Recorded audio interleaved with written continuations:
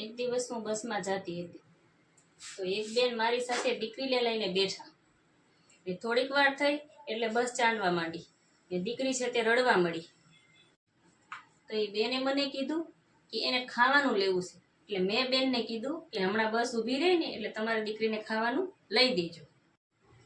એ બેને મને કીધું કે બેન મેં હમણાં જ ખાવાનું લઈ દીધું છે ને એને ખવડાવ્યું છે, પણ આને છે ને ખોટા હેરાન કરવાની આદત છે, એ મને ખોટી હેરાન કરે છે. પછી એ બેને મને પૂછ્યું કે બેન તમારે કેટલી દીકરીઓ છે? તો મેં એ બેનને જવાબ આપ્યો કે બેન મારે એક પણ દીકરી નથી, મારે 2 દીકરા જ છે.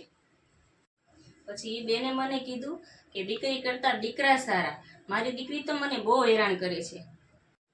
પછી એ બેનને મેં સરસ મજાનો જવાબ આપ્યો કે બેન દીકરી એ કોની અને દીકરા એ કોના? આવ્યા તા એકલા ને જવાનું છે એકલા. જો વિડીયો ગમે તો લાઈક, શેર ને સબસ્ક્રાઈબ કરી દેજો.